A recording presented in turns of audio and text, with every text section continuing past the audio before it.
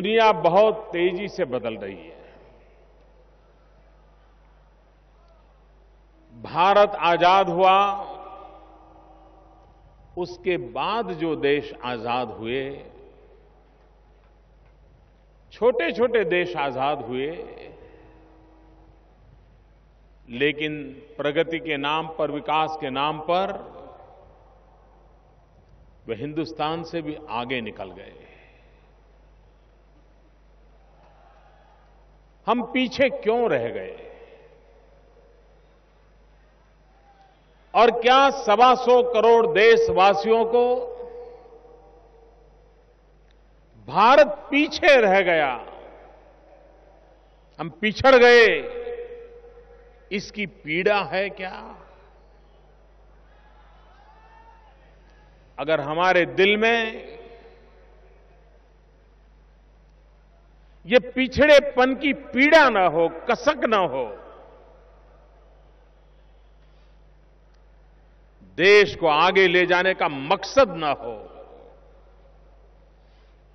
और 125 करोड़ देशवासियों का अगर ये सामूहिक सपना न हो, तो देश कभी आगे नहीं बढ़ सकता है। दुनिया के जितने देश आगे बढ़े हैं, उस देश के हर नागरिक ने तय कर लिया कि हम हमारे देश को बदलेंगे, हम देश को आगे बढ़ाएंगे, मिलजुल करके प्रयास करेंगे। और यही राष्ट्रीय चरित्र होता है जो देश को नई ऊंचाइयों पर ले जाता है। हिंदुस्तान आजाद हुआ, ये देशवासियों की ताकत के कारण हुआ था। इस देश के कोटि कोटि जन कष्ट झेलने को तैयार हुए, अंग्रेजों से मुकाबला करने के लिए तैयार हुए, आजादी की एक ललक जगी, और परिणाम ये आया कि अंग्रेजों को जाना पड़ा।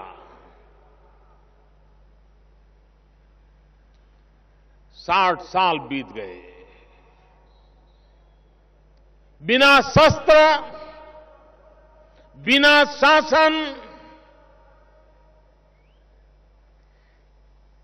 अगर ये देशवासी हिंदुस्तान से अंग्रेजों को भगा सकते हैं, तो 125 करोड़ देशवासी हिंदुस्तान से गरीबी को भी भगा सकते हैं।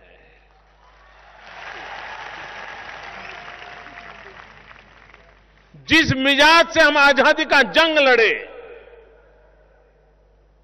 जिस त्याग, तपस्या, बलिदान से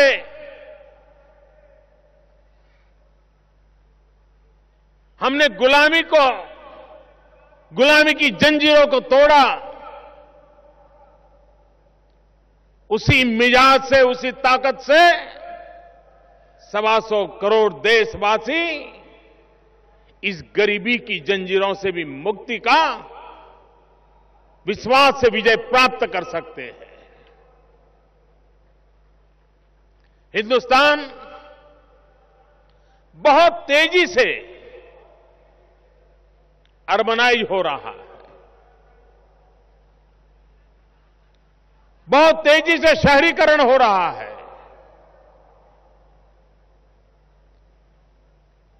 अब क्या हम इस शहरीकरण को संकट माने? क्या हम इस शहरीकरण की प्रक्रिया को चुनौती माने, कि हम इस शहरीकरण की प्रक्रिया को अवसर माने? अब तक हमारी सोच ये रही देश में कि शहरीकरण को हमने संकट माना, बोझ माना, चुनौती माना। मेरी सोच अलग है। मैं शहरीकरण को एक अवसर मानता हूं, एक अपॉर्चुनिटी मानता हूं, आर्थिक विकास की संभावनाओं का केंद्र बिंदु मानता हूं।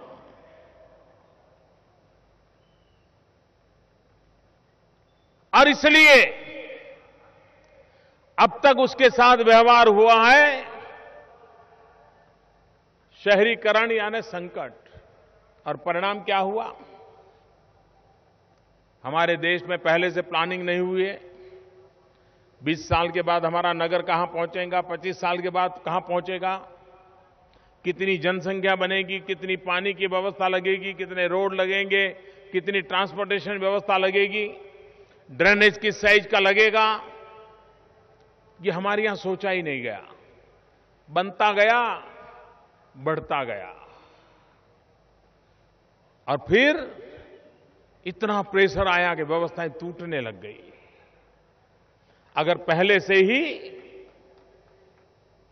हमने योजना की होती तो ये मुसीबत ना आती। आज गांव में कितना ही सुखी किसान क्यों ना हो, 100-200 एकड़ भूमि हो,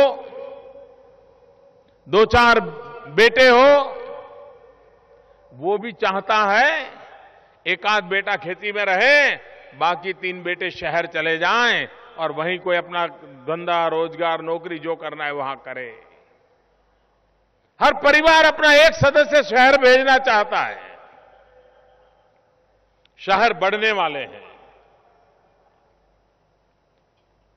शहरों की वृद्धि होने वाली है।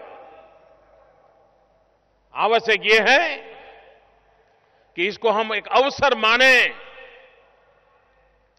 और अवसर मान करके विकास की ब्लूप्रिंट तैयार करें। और इसलिए नई सरकार ने कहा है, हमने बजट में भी इसकी चर्चा की है, कि जिस तेजी से शहरीकरण हो रहा है, भारत को 100 स्मार्ट सिटी की जरूरत है। हर राज्य में 5-6 बड़े शहर तैयार हो नए, वहां पर आर्थिक प्रवृत्ति हो, वॉक टू वर्क का कंसेप्ट हो, आधुनिक टेक्नोलॉजी की पूरी सुविधा हो, और 2-2, 5-5 लाख की बस्ती के अच्छे शहर मैनेजेबल हो। इस दिशा में जितना जल्दी हम जाने की आवश्यकता है। और एक बार ये सिलसिला शुरू हुआ, शुरू में शायद 1-2 शहर बनेंगे, 5 बनेंगे, 7 बनेंगे, बढ़ता चलेगा कारवां। उसी प्रकार से आज पूरा विश्व ग्लोबल वार्मिंग की चर्चा कर रहा है।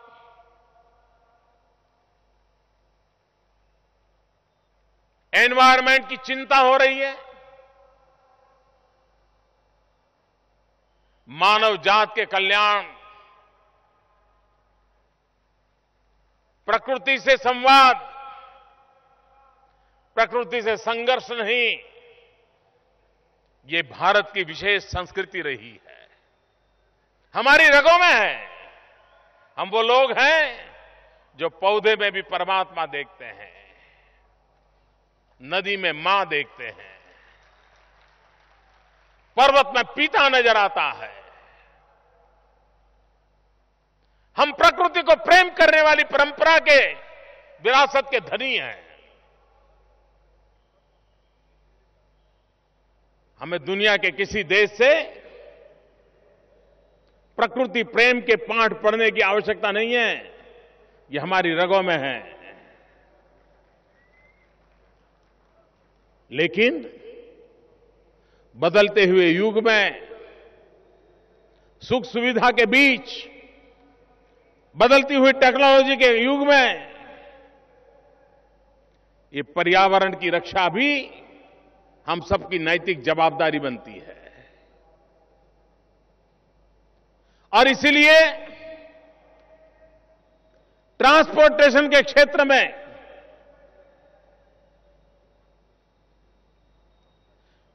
एक मास ट्रांसपोर्टेशन का कंसेप्ट आवश्यक बन जाता है। प्रकृति की रक्षा के लिए भी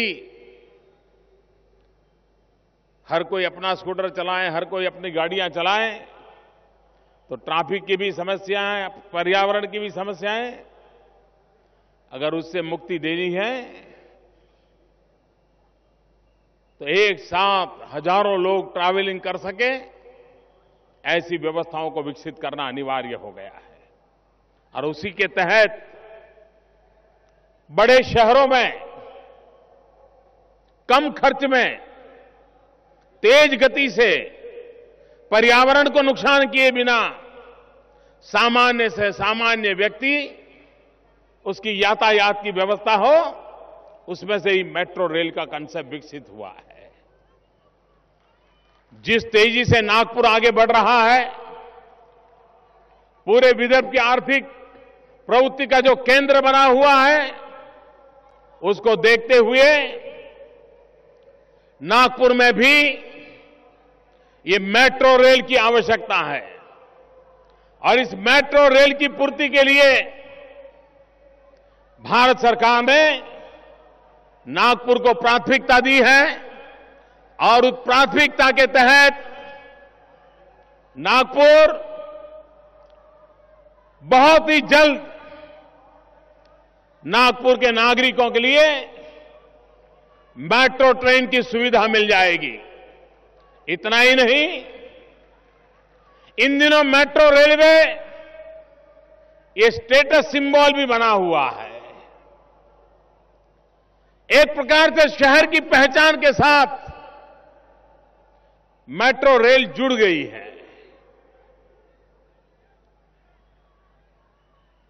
नागपुर जब मेट्रो के मैप पर आ जाएगा तो हिंदुस्तान के प्रगतिशील शहरों में ये नागपुर का भी नाम जुड़ जाएगा। आधुनिक शहर में नागपुर का नाम जुड़ जाएगा। और इस दिशा में हम प्रयास कर रहे हैं। और भी एक बात है, हम शहरों का विकास किस रूप में करना चाहते हैं। हम शहरों को किस दिशा में आगे ले जाना चाहते हैं।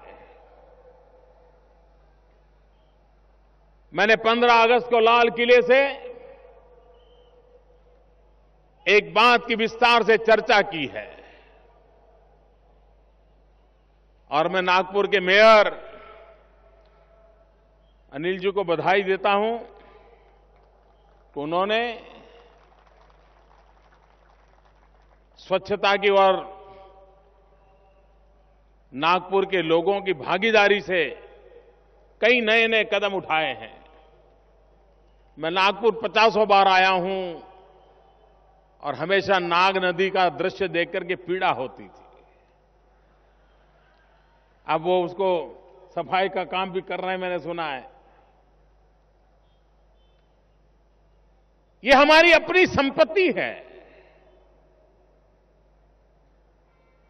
मैंने 15 अगस्त को कहा था 2019 में महात्मा गांधी 150वीं जयंती आएगी। महात्मा गांधी ने हमें आजादी दी। हम तय करें हम महात्मा गांधी को कैसा हिंदुस्तान देंगे।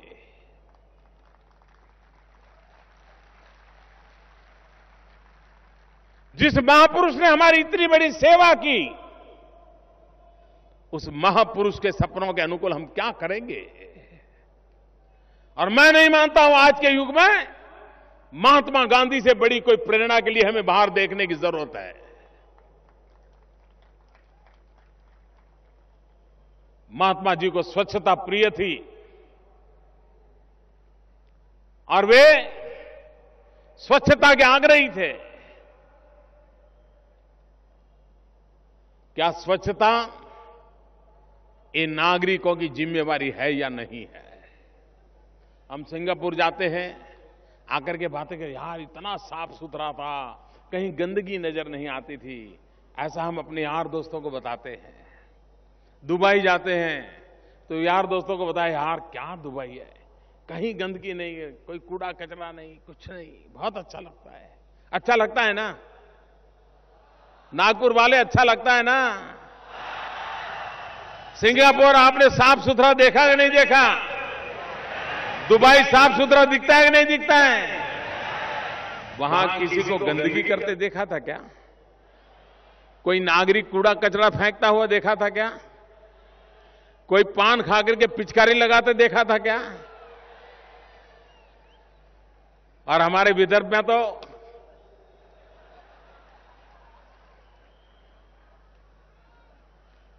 ये जिम्मेवारी हमारी नहीं है क्या? अगर हम तय करें हम गंदगी नहीं करेंगे तो कोई म्युनिसिपल कॉर्पोरेशन की ताकत नहीं है नागपुर को गंदा कर सके। कोई सरकार गंदा नहीं कर सकती अगर जनता तय करे कि हमें साफ सुथरा रखना है। इस मिशन के तहत एक सपना मेरे मन में चल रहा है। हम इस देश के 500 नगर को पसंद करके उन 500 नगर में, जैसे यहां फ्लाईओवर की कल्पना हो रही है, मेट्रो की कल्पना हो रही है, हाउसिंग स्कीम की कल्पना हो रही है, ये जरूरी है। स्मार्ट सिटी जरूरी है, वो होने वाला है, करना भी चाहिए। लेकिन मैं एक और काम की ओर ध्यान देना चाहता हूं। पूरे देश में 500 नगर, महानगर हो, छोटे नगर हो, मेट्रो सिटीज हो, नगर पालिकाएं हो, पूरे देश में से हम 500 पसंद करें और पब्लिक प्राइवेट पार्टनरशिप मॉडल पर सॉलिड वेस्ट मैनेजमेंट और वेस्ट वाटर ट्रीटमेंट, इसका पूरा एक अभियान चलाएं। जितना कूड़ा कचरा है, कचरे में से कंचन बनाने का बीड़ा उठाएं और नगरों की सफाई भी होगी। उस कूड़े कचड़े में से बिजली पैदा हो सकती है, फर्टिलाइजर तैयार हो सकता है, गैस उत्पादन हो सकता है। ये वैल्यू एडिशन करें हम कूड़े कचरे पर। और जो गंदा पानी है उसको शुद्ध बना करके वेस्ट वाटर ट्रीटमेंट करके, जो नगर होते हैं, नगर के अड़ोस पड़ोस के जो गांव होते हैं, वो ज्यादातर सब्जी की खेती करते हैं क्योंकि शहर में उनकी सब्जी बिक जाती है। अधिकतम बड़े शहरों के अगल बगल के गांव में सब्जी खेती बहुत बड़ी मात्रा में चलती है। इन अड़ोस पड़ोस के गांवों को ये जो ऑर्गेनिक फर्टिलाइजर है ये उनको दिया जाए और वो सब्जी पैदा करे, वो भी केमिकल फर्टिलाइजर से न करे, ऑर्गेनिक फर्टिलाइजर से करे। और वो सब्जी अगर शहर में आएगी तो शहर के लोगों के स्वास्थ्य को भी लाभ होगा। शहर में से कूड़ा कचरा जाएगा, शहर के लोगों को स्वास्थ्य में लाभ होगा और स्वास्थ्य में लाभ होगा तो आरोग्य विभाग के जो खर्च होते हैं उसमें कटौती आएगी। ऑर्गेनिक फर्टिलाइजर गांव में जाएगा तो केमिकल फर्टिलाइजर का उपयोग कम होगा, उसके कारण सब्सिडी बचेगी। ये जो सब्सिडी बचेगी उसको वायबिलिटी गैप फंडिंग में दिया जाए ताकि नगरों की सफाई के लिए काम आए। और जो वेस्ट वाटर है वो ट्रीटमेंट करके गांव के लोगों को खेतों में वापस दिया जाए। खेती के काम आता है वो पानी, वो एक प्रकार का फर्टिलाइजर बन जाता है। आज गांव के लोगों की शिकायत रहती है, हमें पानी नहीं मिलता है, शहर वाले पानी उठा जाते हैं। हम एक ऐसी स्थिति पैदा करें कि शहर वाले पानी गांव को वापस दें, वेस्ट वाटर ट्रीटमेंट के दें, उनके खेतों में वो पानी उपयोग में आए, उनकी आय बढ़े,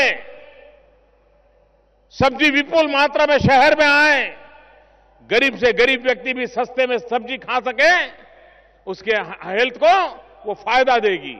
एक ऐसा चक्र शहरी विकास का मानवीय हितों को ध्यान में रख करके एक ऐसी व्यवस्था को हम विकसित करना चाहते हैं। अगर 500 नगरों में आने वाले दिनों में बहुत बड़ी मात्रा में इस काम को करने वाले प्राइवेट लोग आए, पब्लिक प्राइवेट पार्टनरशिप मॉडल पर हो, ये विन विन सिचुएशन का काम है। और एक बार नगर में सफाई हो गई तो बीमारी का नामो निशान नहीं रहता है, शुद्ध पानी पीने को मिलता है, जीवन में बदलाव आना शुरू होता है और इन शहरों के जीवन को बदला जा सकता है। और इसलिए भाइयों बहनों, आज जब नागपुर शहर में शहरी जीवन की सुविधाओं के कार्यक्रम के लिए आया हूं, तब बड़े आत्मविश्वास के साथ आपके सामने विजन में पहली बार प्रस्तुत कर रहा हूं। और मुझे विश्वास है कि जितने भी नगरपालिका की, महानगरपालिका की बॉडीज हैं, चुने हुए जनप्रतिनिधि हैं, वो अपने शहर की स्वच्छता के लिए इन व्यवस्थाओं को विकसित करने के लिए आगे आएंगे। दिल्ली में बैठी हुई सरकार भी एक विशिष्ट योजना लेकर के आएगी और ये काम करने के लिए कोई बहुत बड़े सदियां नहीं लगती हैं। अगर पीछे लग जाए, एक के बाद एक काम शुरू करें, तो बहुत तेजी से इन कामों को किया जा सकता है। और इसलिए आने वाले दिनों में शहरी विकास पर हम उस प्रकार से बल देना चाहते हैं। शहरी गरीब, उस पर ध्यान केंद्रित करना आवश्यक है। वो गांव छोड़ करके शहर आता है, रोजी रोटी कमाने आता है, अपने गरीब बूढ़े मां बाप को मनी ऑर्डर भेज करके उनका जीवन चले, इसकी चिंता करने आता है। ये जो गांव से आने वाले नौजवान हैं, उनके लिए रोजगार की संभावनाएं शहरों में हमें तलाशनी पड़ेगी। और इसलिए शहरों में आर्थिक प्रवृत्तियां कैसे बढ़े, सर्विस सेक्टर को बढ़ कैसे मिले, उद्योगों का विकास कैसे हो, और इसके हेतु स्किल डेवलपमेंट आने वाले दिनों में वो नौजवान जो बेचारा गरीबी के कारण 5वीं कक्षा छोड़ दी, 7वीं कक्षा में छोड़ दिया, 8वीं 10वीं कक्षा में की पढ़ाई छोड़ दी, क्या उसको ऐसे ही असहाय छोड़ा जाएगा? एक गरीब मां बाप का बेटा जाएगा कहां? अगर उसके हाथ में हुनर हो तो पत्थर पर भी लात मार करके रोजी रोटी कमाने की वो ताकत पैदा हो जाती है। और इसलिए शहरी गरीबों को स्किल डेवलपमेंट का अवसर मिले, उसके हाथ में हुनर हो, वो अपने आप रोजी रोटी कमाना शुरू हो जाएगा। आज शहरों में एक तरफ बेरोजगार लोग हैं और दूसरी तरफ अगर आपको घर में प्लम्बर चाहिए, प्लम्बर नहीं मिलता है, ड्राइवर चाहिए, ड्राइवर नहीं मिलता है, कुक चाहिए, कुक नहीं मिलता है, चौकीदार चाहिए, चौकीदार नहीं मिलता है। एक तरफ बेकार लोग हो और दूसरी तरफ आपकी आवश्यकता की पूर्ति न हो, ऐसी कैसी व्यवस्था? और इसलिए जो आवश्यकता के अनुसार इन नौजवानों का स्किल डेवलपमेंट हो ताकि उनको रोजगार मिल जाए, वो अपने पैरों पर खड़ा हो जाए, बलबूते पर खड़ा हो जाए। और इसलिए रोजगार की संभावनाओं को शहरों में गरीब जो रहते हैं उनके लिए बहुत बड़ी आवश्यकता है। गांव में अगर कोई गरीब है, गांव का स्वभाव है, गांव उसको संभाल लेता है, लेकिन शहर में कोई किसी को पहचानता नहीं है।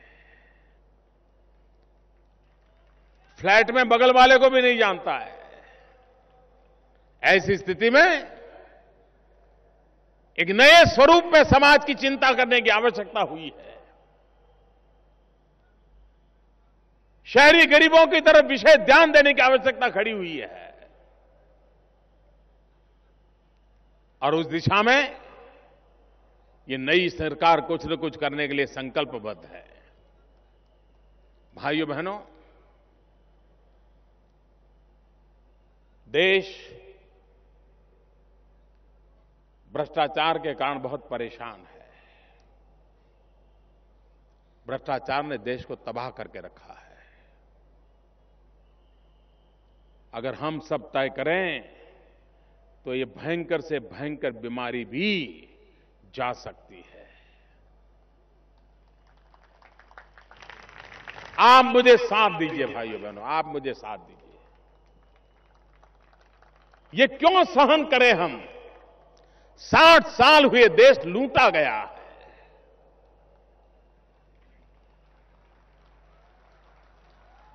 और सिर्फ राजनेताओं ने नहीं लूटा है, जिसको भी मौका मिला सबने लूटा है।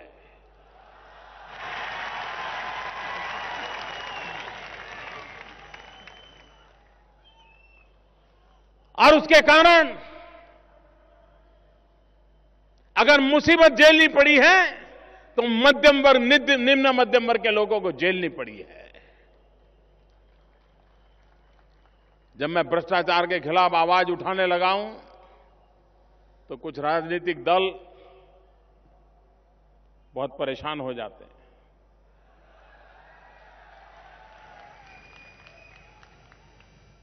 अब आप मुझे बताइए, मुझे कुछ राजनीतिक दलों की खुशी के लिए काम करना कि आपकी खुशी के लिए करना?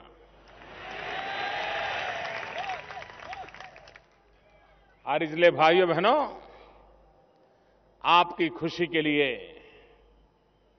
देश की प्रगति के लिए और दुनिया के समृद्ध देशों की बराबरी में हमारा देश भी आ जाए, जिस देश के अंदर 65% नौजवान 35 साल की उम्र के हो, वो देश कभी पीछे नहीं रह सकता भाई। ये देश कभी पीछे नहीं रह सकता। और पीछे रहना भी क्यों चाहिए? क्यों पीछे रहना चाहिए?